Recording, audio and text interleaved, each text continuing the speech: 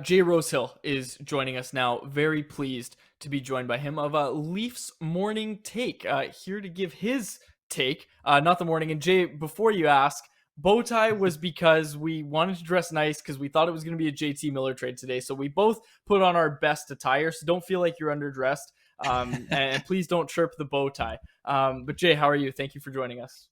Oh, you guys look sharp. No worries. I feel a little weird myself being in the lion's den right now. My goodness, I never thought. I know. I seen, what did they put that big Leafs Nation logo up there? That's probably got them 40 subscribers right there. They're going to pass us again here. I don't know. What are you doing there, Alex? Come on now. We're just battling, hey? It's a good battle. But hey, Jay, let's get you in here to chat about Luke Schenn. What do you think about the Toronto Maple Leafs acquiring this player, this person, this everything that comes with a trade for Luke Schenn? Yeah, I mean, he was the guy. I mean, I'm a little bit biased. I'm pretty good friends with Luke still and play golf with him all the time and talk to him all the time, and his brother as well. So he was on my radar, obviously, and I wanted him to go there. I thought that the Leafs needed a player like him. I thought there was a hole in their lineup that he could fill.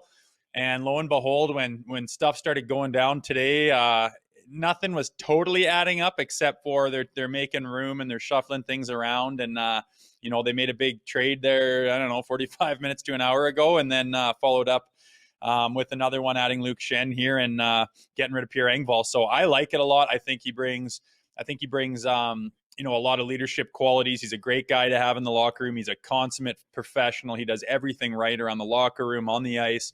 And he's got a lot of playoff experience. He knows what it takes to win. He knows what it takes to go all the way. He knows what it looks like. And I think he can really add to that roster with all those attributes. That point right there is so interesting. It's like, yes, he just won 2 Stanley Cups with the Tampa Bay Lightning. What does that do for a Leafs team that can't get out of the first round?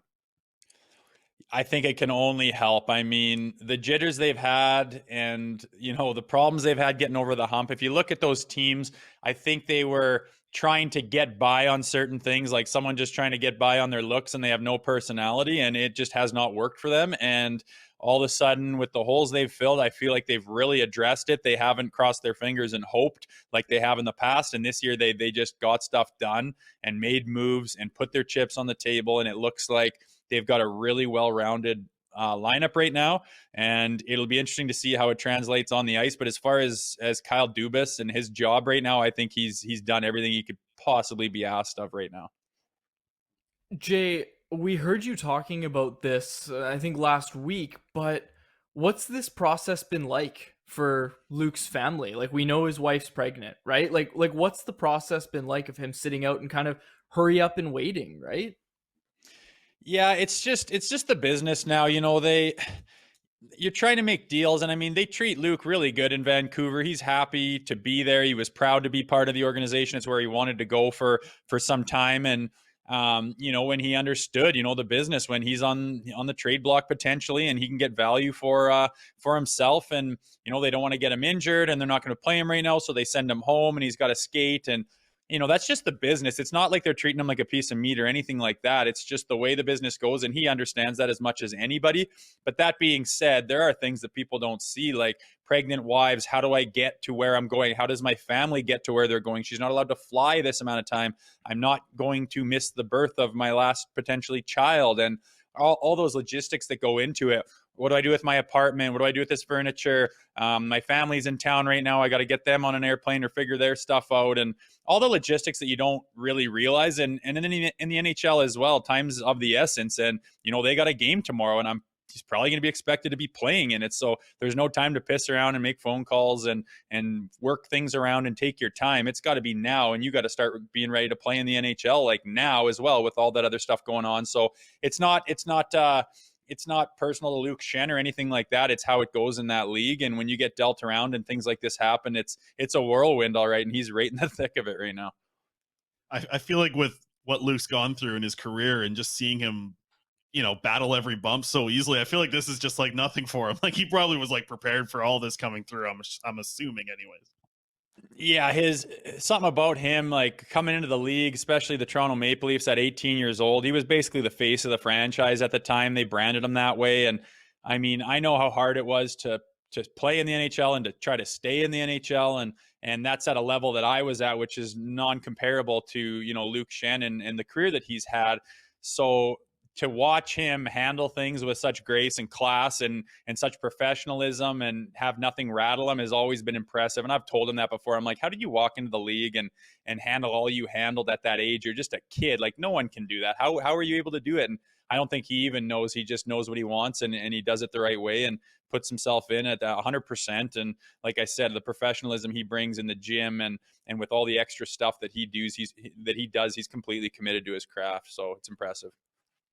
Going to be really interesting here in Vancouver because he's been away from the team for a little bit. Like, I was in the locker room every practice. I was there pregame, postgame, all that stuff. I saw what that guy was like in a locker room.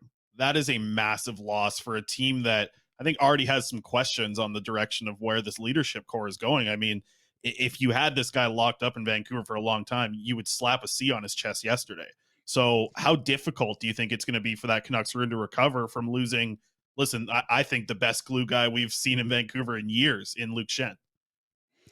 Yeah, it'll be a hit. And I mean, the direction that they're going, obviously they're in a different place right now than, say, the Toronto Maple Leafs. They're riding high, they're peaking. This is what they've worked for a long time, and they've got their chips on the table. Where the Canucks right now, they're reeling a little bit, and they're making some changes and adjustments, and that comes with pulling things apart and trying to get value for them, and guys that aren't on contract that you don't know will be next year. You're going to try to make something of that rather than just lose them to free agency. So you're going to be pulling things apart and looking for picks, and you're rebuilding. And it's not a great time to be in that locker room. They haven't had the success that they've wanted, obviously, but at the end of the day, it's part of the business, and you got to be a professional, and you got to, maybe there's room for someone else to step up and try and fill those shoes and to make something of himself in that light, that there's a hole right there, and maybe someone can step up and fill it, and that'll be a positive in a different light. But yet to be seen, obviously. But it's just part of the business, the ebbs and flows of the salary cap era, when you're building and you're selling and you're going through everything that it takes to build a good team. It's just, you're not in the shiny portion of it right now in Canucks land. The final thing I want to ask you, and this is the last one for me, Quads. I don't know if you got anything after this, but we've had this asked in the chat quite a bit already. With Luke Schenn, you mentioned it. He likes the organization. I think he's a summer guy in Kelowna, I believe, as well. You can correct me if I'm wrong there, Jay. But you think there's a chance he circles back to Vancouver in the summer? I mean, he's done this before, like coming off of winning 2 cups with the Lightning. He signed for pretty cheap for what he was bringing to the Vancouver Canucks for those 2 years or a year and a half now. Do you think he likes the organization and likes the city so much that he could circle back here in the summer? Oh, yeah, I have no idea, and I'm not going to claim like I can speak for Luke on that front. I know that he was happy there, and it's close to home and family, and he's a West Coast guy. He does live in Kelowna, and that's his home now. So I wouldn't put anything past it. But I mean, if that was the case, the Canucks could have, held on to him or re-signed him. I guess they're trying to get some value for him, and if they go back after him, who knows? That would be a whirlwind of a deal. But all he knows right now is he's going to Toronto, and he's going to be there for a few months for sure. And where he ends up next year is yet to be seen. But I know that he's got no qualms with the Canucks organization at all. Absolutely. Well, he's done some heavy lifting for them over the last couple of years here, and I know that a lot of Canucks fans are going to miss him. But it's great that we had that moment with him going over 3,000 hits. That was great to have that be at Rogers Arena for the fans to be able to salute him that way. So that was all great. But okay, I got one quick last one here, Jay. How crazy has today been, man? Like, were you expecting this today, or like what's even going to happen on Friday now? Oh, not at all. Me and my host there, Nick Alberga, jumped on for an emergency pod there when they had that first trade go down, and we put it live, and it was probably up for about 10-12 minutes before the Engvall and the Schenner trade goes down, and now it's like it's out of date already 15 minutes later. So yeah, I put my phone down for a second and was messing around, ready to go get my kids from school, and then all of a sudden it was lighting up like a Christmas tree, and things are going down, and we got to get emergency pod going. People are texting me. It's been going down for sure. And I don't know, in my mind, it's credit to Kyle Dubas for getting stuff done and being the guy that can pull the trigger. And I don't have a single trade that I've seen this year where I feel like maybe we shouldn't have or anything like that. I mean, we're getting first round pick back and adding to the holes that were in our roster, and the guys that we wanted, we've seemed to have acquired. It's pretty impressive right now. So definitely an exciting time in Leafland. You want to say this is their year, Jay? Is this their year? I'll say it's their year. I'll say it's their year to get out of the first round. It has to be the year they get out of the first round. I have full confidence in that. But it's not easy in that division. Well, I'll tell you, the Leafs fans are probably even just loving hearing that anyways. So, Jay, really appreciate you jumping on with us. If anybody hasn't already, please go over and unsubscribe from Leafs Morning Take and subscribe to Canucks Army on your way out. But, Jay, all jokes aside, appreciate you stopping by and chatting a little bit of Luke Schenn with us. Head over to Leafs Morning Take. You know what's the problem? Is Jay, I've seen you chirp back a little bit, but Nick, he's too nice. He's always like, oh, great job over there, guys. Great job at Canucks Army. We're battling with you guys out east. That's how I feel like. Cripes, you're getting the good side of him, I guess, because all I get from him is chirps and BS out of his mouth. So apparently he wastes all his kind stuff on you guys, which I don't understand personally. He's just trying to get free beer when he gets over here to Vancouver eventually, I guess. Exactly. Right on, guys. Thanks for having me. I appreciate it. You betcha, man. Thanks for taking the time. There he is, Jay Rosehill. Catch him on Leafs Morning Take.